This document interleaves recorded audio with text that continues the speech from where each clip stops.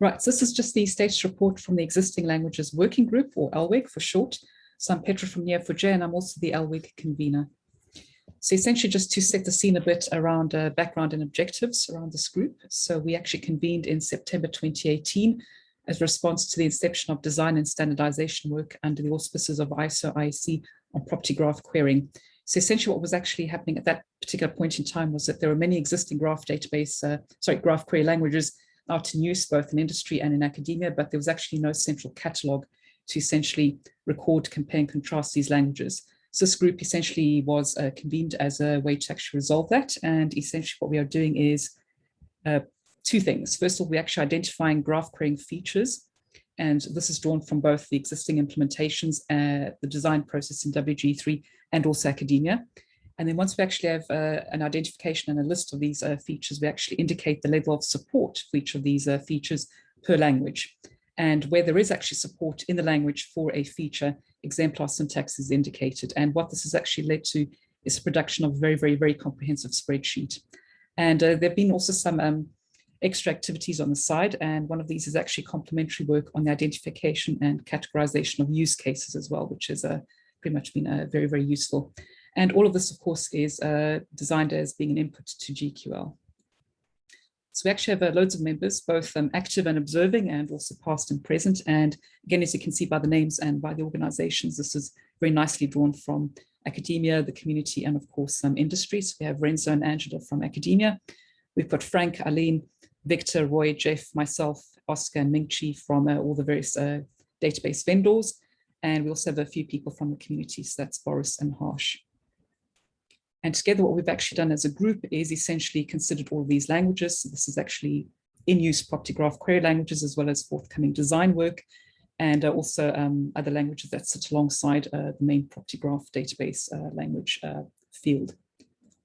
And feature areas, so these are actually macro features, macro areas of features that have been bundled together. And what we've actually been looking at is a property graph model, basic operations, basic data types and operations on these types, query structure, DML sets, updates, deletes, and inserts, basic querying, and complex pattern matching. And in fact, it's the last emboldened feature group that's actually been kind of pretty much the most sort of graphy and the most pertinent to look at. And in fact, that's what the group has actually been working on for the longest time. And we actually completed our analysis in June last year. And actually since then, there's been a lot of activity in SQL PGQ, which is SQL extensions for property graph querying, and GQL, and in the ISO standards world. And actually work in this area is still very much ongoing. It's very, very busy at the moment. So what we're actually looking to do is to reconvene ELWG once activity in WG3 is actually decreased. And then essentially what we'll actually do is look to see what we can do next. And maybe that could be identifying and completing more feature areas, especially if we're looking forwards to possible future versions of GQL. Possibly also producing and publishing a survey style paper, and perhaps other things as well that actually occurred to the group. And that's the end of my report. So thank you very much for your attention. Thanks, Petra. That is very much on time. Is there a question around this? Or questions?